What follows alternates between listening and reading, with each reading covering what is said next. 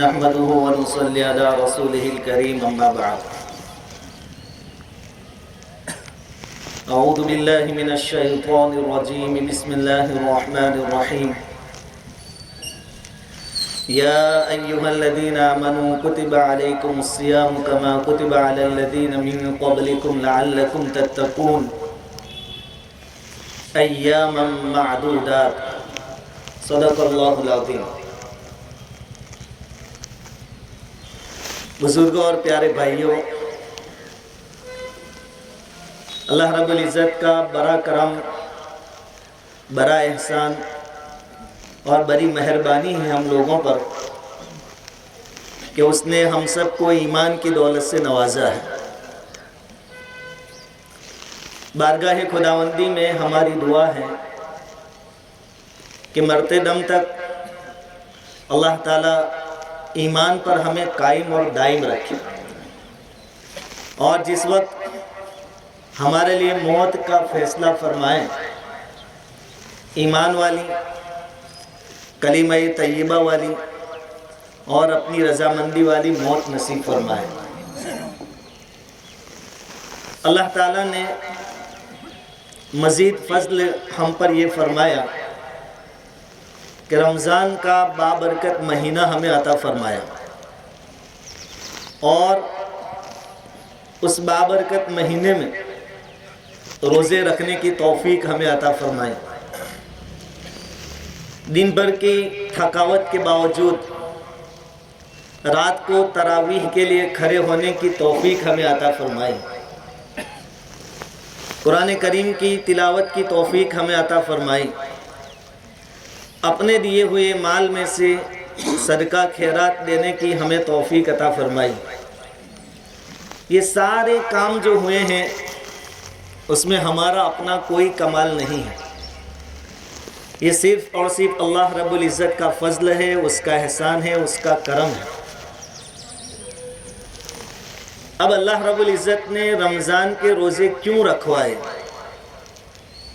اس کی وجہ بھی خود قرآن پاک میں بیان فرمائی ہے، لعلکم تتقون، تاکہ ہم سب متقی بن جائے، پرہیزگار بن جائے، ہمارے اندر تقوی آ جائے، اللہ کا خوف اور اللہ کا ڈر ہمارے دلوں میں پیدا ہو جائے، زندگی کے ہر معاملے میں ہم یہ دیکھنے والے بن جائیں کہ جو کام میں کرنے جا رہا ہوں اس سے میرا رب راضی ہوگا یا نہیں ہوگا۔ کسی کام کو میں اچھا سمجھ کر کر رہا ہوں لیکن اللہ کے یہاں وہ اچھا نہیں ہے تو عمل ثواب تو دور کی بات ہمارے لیے وبال بن سکتا ہے۔ اور الحمدللہ رمضان میں ہر قدم ہم نے پھونک پھونک کر رکھا ہے، کوئی بھی چیز کھانے پینے سے پہلے ہم نے یہ سوچا کہ کہیں حرام تو نہیں ہے، کیونکہ اگر پیٹ میں حرام جائے گا تو ہماری عبادتیں بیکار ہو جائے گی، اس لیے ہم نے بہت احتیاط سے رمضان کا مہینہ گزارا۔ کئی چیزوں کے مسائل ہم نے علماء کرام سے اور ہمارے اماموں سے پوچھے، اور پوچھ کر ہم نے اعمال کیے۔ یہ کیوں؟ کہ کہیں ہماری غفلت کی وجہ سے اللہ کی نافرمانی نہ ہو جائے، اللہ ہم سے ناراض نہ ہو جائے، اس وجہ سے۔ اب یہی سلسلہ پوری زندگی ہماری اسی طرح گزرے، اس کی ہمیں کوشش کرنا ہے کہ جب بھی کوئی کام کریں گے شریعت کے حکم کو پہلے معلوم کریں گے، اللہ کی رضامندی کس میں ہے اس کو معلوم کریں گے، پھر کریں گے۔ اگر پتہ چلے کہ یہ کام ایسا ہے جس سے اللہ راضی نہیں ہوتے ہیں تو ہم وہ کام نہیں کریں گے۔ تقوی، اب تقوی کا اظہار ہوگا باقی 11 مہینوں میں۔ بھئی ہم نے جو کپڑے پہنے ہیں اس کے بننے کی جگہ الگ تھی کہ وہ فیکٹری میں بنا،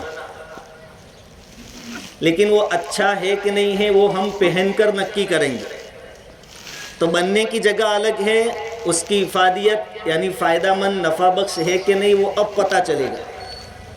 اسی طرح جوتے چپل ہیں، وہ بنتے ہیں کارخانے میں، لیکن باہر آنے کے بعد پتہ چلتا ہے کہ نفع بخش ہے کہ نہیں ہے، کام کے ہیں کہ نہیں ہے، اچھے ہیں کہ نہیں ہے۔ اسی طرح رمضان کا مہینہ بننے کا وقت تھا، اب ہم بنے ہیں کہ نہیں بنے ہیں اب پتہ چلے گا کہ رمضان میں ہماری جو عادتیں تھیں ہر قدم پھونک پھونک کر رکھنا، وہ اب غیر رمضان میں باقی ہے کہ نہیں ہے، ہماری زندگیوں میں تبدیلی آئی کہ نہیں آئی، اب اس کو جانچنے کا وقت شروع ہوگا۔ اگر پہلے میں بات بات پر ناراض اور غصے ہوتا تھا، رمضان کے روزے رکھنے کے بعد میرے غصہ ٹھنڈا ہو گیا یا میں تھوڑا سمجھدار ہو گیا، تو سمجھو یہ جو رمضان گیا وہ کامیاب رہا، اس کا جو درس اور سبق تھا آپ نے حاصل کر لیا۔ پہلے میں جائز ناجائز میں کوئی فرق نہیں کرتا تھا، لیکن اب ذرا سنبھل کے قدم رکھتا ہوں کہ کہیں میرے اس گناہ کی وجہ سے رمضان کی عبادتیں بیکار نہ ہو جائے، تو سمجھا آپ کا رمضان کامیاب رہا۔ روزہ دراصل اس لیے رکھوایا گیا کہ انسان بنے، اس کے اندر سے جانور پرا ختم ہو، ورنہ آج کی دنیا میں انسانوں نے انسانوں کا جتنا خون بہایا ہے کسی جانور نے کسی اور مخلوق نے نہیں بہایا ہے۔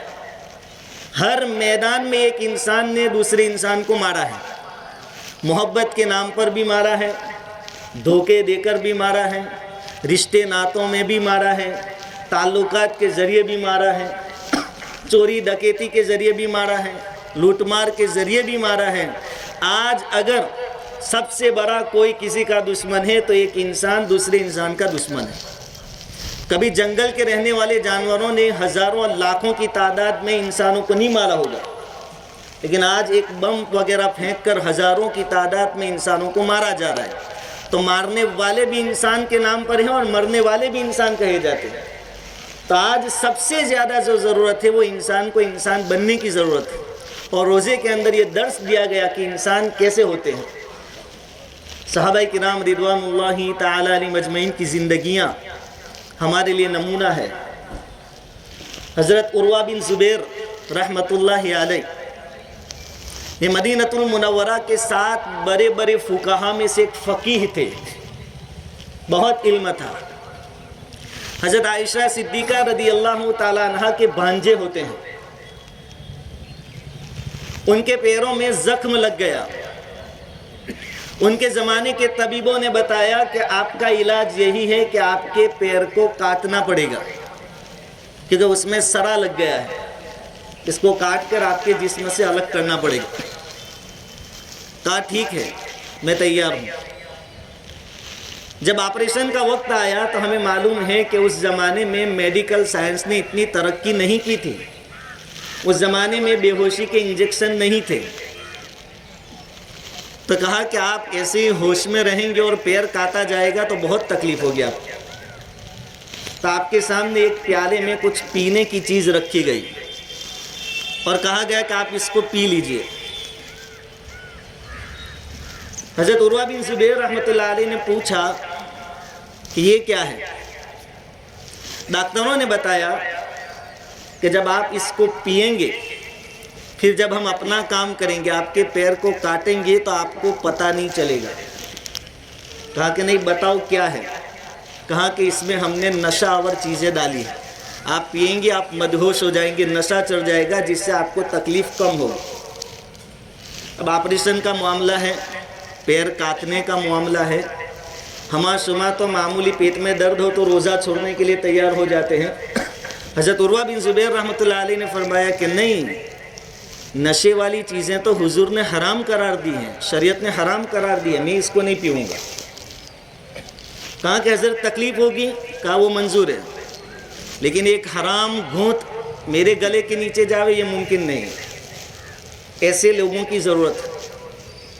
تو پھر ڈاکٹروں نے ایک اور تجویز دی کہ ایک کام کرتے ہیں، جب آپ ضد کرتے ہیں آپ پینے کو تیار نہیں ہیں تو آپ ہوش میں رہتے ہوئے ہم اپنا کام کر لیں گے، لیکن آپ کے آس پاس 15-20 آدمی کو بٹھا دیتے ہیں تاکہ آپ کو پکڑے رکھیں، کیونکہ تکلیف کوئی معمولی نہیں ہوگی پیر کاٹیں گے۔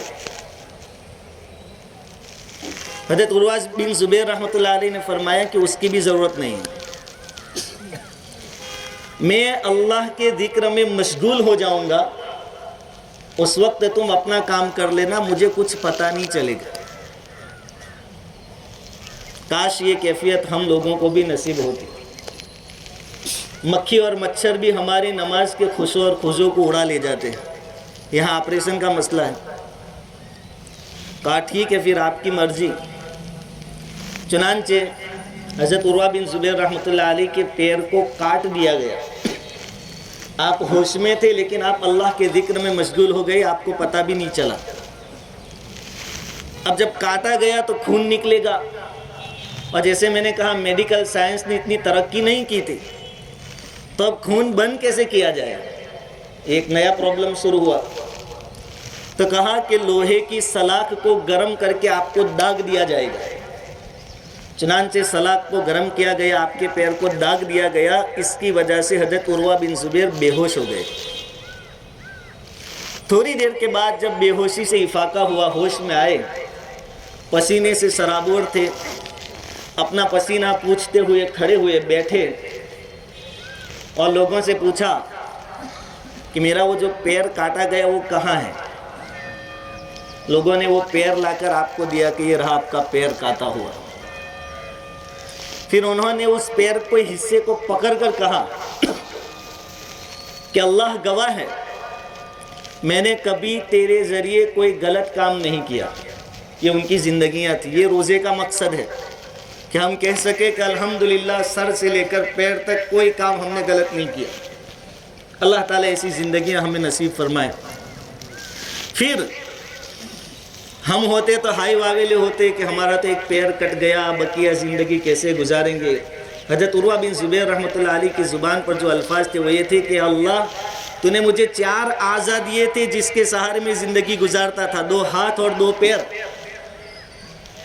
تیرا شکر ہے کہ ابھی 3 باقی ہے، صرف 1 کٹا ہے، 3 باقی ہے، 2 ہاتھ سلامت، 1 پیر سلامت۔ اور ہم ہوتے تو 3 کو بھول کر اس 1 کو یاد کرتے کہ کیا ہو گیا، میرا پیر کٹ گیا۔ تو یہ صحابہ کرام اور تابعین کی زندگیوں میں صبر بھی ہے، شکر بھی ہے۔ 3 اعضاء باقی ہیں، اس پر شکر ہے اللہ کا، اور 1 کاٹ دیا گیا، اس پر صبر ہے۔ یہ ہم سے روزے کے ذریعے چاہا جاتا ہے۔ اللہ تعالیٰ ہم سے چاہتے ہیں کہ میں نے جو دیا ہے اس پر صبر شکر ادا کرو، اور تمہارے امتحان کے واسطے جو میں لے لیتا ہوں یا تمہیں آزماتا ہوں اس پر صبر سے کام لو۔ اور یہی روزے کا سبق ہے کہ ہماری زندگیوں میں شکر کی کیفیت پیدا ہو، ہماری زندگیوں میں صبر کی کیفیت پیدا ہو، صبر کا مادہ پیدا ہو، اور ہماری زندگیوں میں تبدیلی آئے۔ ہم اپنے لیے زندگی گزارنے والے نہ بنے، لوگوں کے لیے جینے والے بنے۔ ہماری وجہ سے کسی کو تکلیف نہ ہو، ہماری وجہ سے۔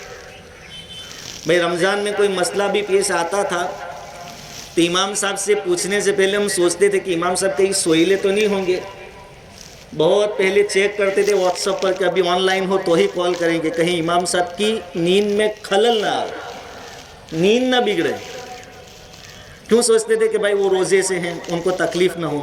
یہ صرف امام کے لیے نہیں، ادنا سے ادنا غریب سے غریب آدمی کے لیے بھی ہمارے جذبات ہو کہ میری وجہ سے کسی کو تکلیف نہ پہنچے۔ یہ ہے روزے کا سبق۔ امام غزالی رحمۃ اللہ علیہ نے احیاء العلوم میں ایک واقعہ نقل کیا ہے کہ ایک بزرگ تھے، اللہ والے تھے، ان کے گھر میں چوہے ہو گئے، چوہے بہت ہو گئے۔ انہوں نے اپنے مریدوں کے سامنے اس کا ذکر کیا کہ میرے گھر میں چوہے بہت ہو گئے۔ تو ایک مرید نے، ایک شاگرد نے آپ کو ایک راستہ دکھایا کہ ایک کام کیجئے، اپنے گھر میں ایک بلی پال لیجئے۔ ظاہری بات ہے بلی ہوگی تو چوہے کھلے عام تو گھومیں گے نہیں۔ خیر بات آئی گئی ہو گئی، کئی دن ہو گئے۔ کئی دنوں کے بعد پھر سے مجلس میں وہ اللہ والے تھے، انہوں نے پھر ذکر کیا کہ میرے گھر پہ چوہے بہت ہو گئے۔ تو وہ جو شاگرد تھا وہ غصے ہو گیا، کہا کہ ہم نے جو طریقہ بتایا وہ تو تم اپناتے نہیں ہو۔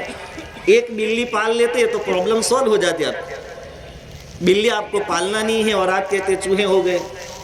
اس وقت بزرگ نے جواب دیا کہ میں بلی اس لیے نہیں پالتا ہوں، یہ بھی سیکھنے اور سمجھنے والی بات ہے کہ میں بلی اس لیے نہیں پالتا ہوں کہ اگر میں اپنے گھر میں بلی پالوں گا تو میرے گھر کے چوہے پڑوسی کے گھر میں جائیں گے۔ میری تکلیف تو دور ہو جائے گی لیکن میری وجہ سے تکلیف پڑوسی کو ہو جائے گی، اور میں نہیں چاہتا کہ میری وجہ سے میری راحت کے خاطر کسی اور کو تکلیف۔ یہ ان کی سوچ تھی۔ اور ایک ہماری سوچ کہ بائک بھی لائیں گے تو بلیٹ لانا ہے تاکہ سب سوئے ہو اس وقت ٹھنن ٹھنن ٹھنن ٹھنن برابر آواز آوے تو پتہ چلے کہ یہ گلی میں فلاں آدمی آیا۔ ہماری سوچ میں، ہماری زندگی میں، ان کی زندگیوں میں بہت فرق ہے۔ لوگوں کا خیال رکھیں، ایک دوسرے کی عزت کرے، رسپیکٹ کرے۔ حدیث کا خلاصہ ہے، حضور کی تعلیم ہے کہ جس کا جو مرتبہ اور مقام اللہ رب العزت نے دیا ہے اس کو اس کے حساب سے رکھیں۔ کوئی بڑا ہے اس کو بڑا مانے، جس کا جو لیول اور ویلیو ہے اس کے مطابق اس کی رسپیکٹ کرے، عزت کرے۔ یہ روزے سے چاہا جاتا ہے۔ ہمیں بھوکا پیاسا اس وجہ سے رکھا گیا۔ رمضان میں اپنی کمائی میں سے دل کھول کر ہم نے صدقہ خیرات کیا، حالانکہ ضرورتیں ہماری خود کی بھی تھی، اپنے گھر میں بھی بچے تھے، ان کی عید کا انتظام بھی کرنا تھا، لیکن اللہ کا حکم تھا کہ سال پورا ہوا حساب کرو اور زکوٰۃ نکالو۔ تو ہم نے اپنی ضرورتیں سائد رکھ کر اپنے بیوی بچوں کے تقاضوں کو دبا کر اللہ کا حکم پورا کیا۔ یہ شریعت کو ماننا ہے۔ کوئی یوں کہے کہ مسلمان نے شریعت چھوڑ دی، یہ جھوٹ بولتا ہے۔ شریعت کیسے چھوڑ دی مسلمانوں نے؟ 70 سال کے بوڑھے بوڑھے لوگوں نے بھی روزے رکھے ہیں۔ یہ شریعت پر عمل نہیں کیا تو کس پر کیا؟ شوگر والوں نے بھی روزے رکھے ہیں۔ یہ شریعت نہیں ہے تو کیا ہے؟ ضرورتوں کے باوجود دوسروں کو دیا، دوسروں کا خیال کیا، یہ شریعت نہیں ہے تو کیا ہے؟ جھوٹ بولتے ہیں کہ مسلمانوں نے شریعت چھوڑ دی۔ مسلمان الحمدللہ آج بھی شریعت پر ہے۔ کیسی کیسی بیماریاں تھیں، ڈاکٹر مشورہ دے رہے تھے کہ آپ روزہ چھوڑ دو، لیکن ایک مسلمان کیا کہتا تھا کہ نہیں، روزہ پھر نصیب نہیں ہوگا، رمضان کی برکتیں ملے گی نہیں، اس لیے ہم روزہ نہیں چھوڑیں گے۔ روزے رکھے، 14 گھنٹے تک بھوکے اور پیاسے رہے۔ یہ شریعت پر عمل نہیں ہے تو کیا ہے؟ الحمدللہ اللہ نے ہمیں شریعت پر عمل کرنے والا بنایا۔ تو شریعت کا ایک حکم تھا، دوسروں کو دو، دوسروں کی ضرورتوں کو پورا کرو۔ اللہ کے فضل سے ہم نے وہ کام بھی کیا۔ اب اس کو غیر رمضان میں بھی جاری رکھنا ہے کہ ہم ہمیشہ دینے والے بنیں، دوسروں کے کام آنے والے بنیں۔ سماج، معاشرہ اور سوسائٹی کو اللہ تعالیٰ نے ایسا بنایا ہے کہ ایک دوسرے کی ضرورتیں ایک دوسرے سے وابستہ رکھی ہے۔ اگر کوئی کسی کا محتاج نہ ہوتا تو آج کوئی سیٹھ نہ ہوتا، سب نوکر ہوتے، اپنا کام خود کرنا پڑتا۔ لیکن اللہ نے سسٹم ایسا چلایا ہے کہ ہر ایک کی ضرورتیں ایک دوسرے کے ساتھ وابستہ ہے۔ چنانچہ ایک حکایت کتاب میں لکھی ہے کہ ایک بستی میں ایک نابینا آدمی تھا، اندھا۔ باقی جو اس کی باڈی ہے وہ صحیح سلامت تھی، چل پھر سکتا تھا، ہاتھ پیر سب سلامت تھے، لیکن دکھائی نہیں دیتا تھا، پیدائشی نابینا تھا۔ اور ایک دوسرا آدمی تھا، پیروں سے معذور تھا، آنکھوں سے دکھتا تھا، دوسری باڈی سلامت تھی لیکن پیروں سے چل نہیں سکتا تھا۔ تو ایک ہے نابینا اور ایک ہے لنگڑا، دونوں آپس میں دوست بنے۔ ایک دن نابینا نے کہا کہ تیرے لیے کتنا اچھا ہے کہ تو دنیا دیکھ سکتا ہے، ایک کام کر، تیری آنکھیں مجھے دے دے اور میرے پیر تو لے لے، تجھے چلنے کام آئے۔ اب یہ تو ایک باتیں ہیں، ایسا کہیں ہوتا نہیں ہے۔ تو لنگڑے نے کہا کہ ہماری سمسیا کا حل یہ نہیں ہے، ہم ایسا کریں کہ تو میرے پیر بن جا اور میں تیری آنکھیں بن جاؤں۔ وہ کیسے؟ میں جب بھی چلوں گا، یعنی نابینا جب بھی چلے گا تو لنگڑے کو اپنے کندھے پر اٹھائے گا۔ تو لنگڑے کے چاہے پیر نہیں ہے لیکن اس کے پیر تو ہے۔ اب دکھتا نابینا کو نہیں ہے تو وہ لنگڑا دیکھ کر بتائے گا کدھر جانا ہے، کدھر مڑنا ہے۔ تو کہا کہ اس طرح دونوں مل جائیں گے تو دونوں کا کام چلے گا۔ یہی ہماری سماج اور سوسائٹی کی مثال ہے۔ اللہ تعالیٰ نے ایک دوسرے سے ایک دوسرے کو جوڑا ہے۔ جس کو دیا ہے وہ فخر نہ کریں اور جس کو نہیں ملا ہے وہ رنج اور افسوس نہ کریں۔ سمجھو یہی چیزیں ہمارے لیے بہتر تھی۔ غریب کے لیے غریبی ہی بہتر تھی اور مالدار کے لیے مالداری ہی بہتر تھی۔ ایک روایت کا مفہوم ہے، حضور صلی اللہ علیہ وسلم کے ارشاد کا خلاصہ ہے کہ بعض بندے ایسے ہیں کہ سلامتی اور تندرستی ہی ان کو ایمان پر باقی رکھ سکتی ہے، اگر ان کو بیماری آ جائے تو وہ ایمان سے پھر جائے، ان سے صبر نہ ہو۔ اور بعض بندے وہ ہیں جن کے لیے غریبی ہی بہتر ہے کہ اگر اللہ ان کو مال دے دے تو وہ فتنے فساد میں مبتلا ہو جائے۔ اس لیے اللہ نے جو دیا ہے اس پر شکر کرے اور ایسا محسوس ہو کہ یہ چیز نہیں ہے، اللہ سے مانگیں اور ملنے تک اس پر صبر کرے۔ یہ ہے رمضان کا خلاصہ۔ ایک دوسرے کا خیال رکھیں، ایک دوسرے کو سپورٹ کرنے والے بنیں، آگے بڑھنے والے بنیں، بھائی چارہ ہمیشہ قائم رہیں، ایمان کی بنیاد پر ساتھ میں مل کر رہے، انسانیت کے پیغام کو عام کریں۔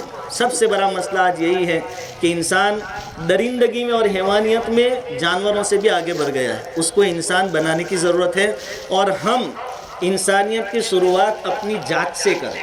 کوئی کیا کرتا ہے اس کی فکر نہ کریں، اپنی ذات سے۔ آج کا دن مبارکبادی دینے کا دن ہے۔ الترغیب و ترہیب میں حضرت عبداللہ بن مسعود رضی اللہ تعالیٰ عنہ کے بارے میں نقل کیا گیا ہے کہ جب عید کا دن ہوتا تھا، حضرت عبداللہ بن مسعود رضی اللہ تعالیٰ عنہ زور زور سے اعلان کرتے تھے کہ جنہوں نے رمضان میں روزے رکھے اور جنہوں نے تراویح پڑھی، عبادتیں کی، تلاوت کی، ان کو میری طرف سے مبارکباد، کیونکہ وہ لوگ مبارکبادی کے قابل ہیں کہ اللہ نے ایک موقع دیا تھا، انہوں نے اس کو بھنایا، موقع کا فائدہ اٹھایا، اور جنہوں نے یہ کام نہیں کیے ان کے لیے میری تعزیت۔ عبداللہ بن مسعود رضی اللہ تعالیٰ عنہ فرماتے، اور ہم جانتے ہیں تعزیت کب کی جاتی ہے؟ جب کسی کا کوئی نقصان ہو جائے۔ کہا کہ اس سے بڑھ کر نقصان کیا ہوگا کہ رمضان کا مہینہ ملا تھا اور نہ روزے رکھے، نہ تراویح کی نماز پڑھی، نہ قرآن کی تلاوت کی۔ بہرحال ایسے لوگوں کے لیے اب توبہ، استغفار، روزوں کی قضا وغیرہ وغیرہ ہے، اور جنہوں نے رکھے اس پر اللہ کا شکر ادا کرے۔ اور دونوں عیدوں میں گھر سے آتے وقت اور جاتے وقت واپسی میں حکم یہ ہے کہ تکبیر پڑھے، اللہ اکبر اللہ اکبر، لا الہ الا اللہ واللہ اکبر اللہ اکبر وللہ الحمد۔ اس کی ایک حکمت علماء نے لکھی ہے کہ پورا مہینہ جو عبادتیں کی نہیں، اللہ کی توفیق سے ہوئی، اس کی وجہ سے ہمارے دلوں میں گھمنڈ نہ آئے، تکبر نہ آئے۔ اس لیے بولتے وقت بھی یاد رکھے کہ میں بڑا نہیں ہوں، روزے رکھ کر بھی بڑا نہیں بنا، تراویح پڑھ کر بھی بڑا نہیں بنا، اور 25-30 قرآن ختم کیے تو بھی میں بڑا نہیں بنا۔ بڑا کون ہے؟ اللہ کی ذات۔ اللہ اکبر، اللہ سب سے بڑا ہے۔ اور صدقہ فطر جس کا ادائیگی جس کی باقی ہے وہ ادا کر دے۔ اصل وقت تو اس کا یہ تھا کہ عید کی نماز کے وقت آنے سے پہلے اس کو دے دیا جاتا، لیکن اگر کسی وجہ سے نہیں دے سکے تب بھی وہ ساکت نہیں ہوگا، معاف نہیں ہوگا، اس کی ادائیگی بہرحال ضروری ہے۔ تو جس کا صدقہ فطر باقی ہے وہ ادا کر دے۔ ایک آدمی کے لیے اس سال 70 روپے یعنی 70 روپے طے ہوئے ہیں گاؤں کے اعتبار سے، اور اس سے بھی زیادہ دینا چاہیں تو 350 ہے، 750 ہے، 1000 یا 1100 روپے ہے، ایک آدمی کی طرف سے صدقہ فطر ادا کریں۔ اس کے بعد عید کی نماز کے بارے میں کہ ہمیں پہلے عید کی نماز ادا کرنی ہے، اس کے بعد خطبہ بھی سننا ہے۔ جب خطبہ شروع ہو جاوے تو پھر اس کا سننا ضروری ہو جاتا ہے، واجب۔ اطمینان کے ساتھ اپنی جگہ پر بیٹھ کر خطبہ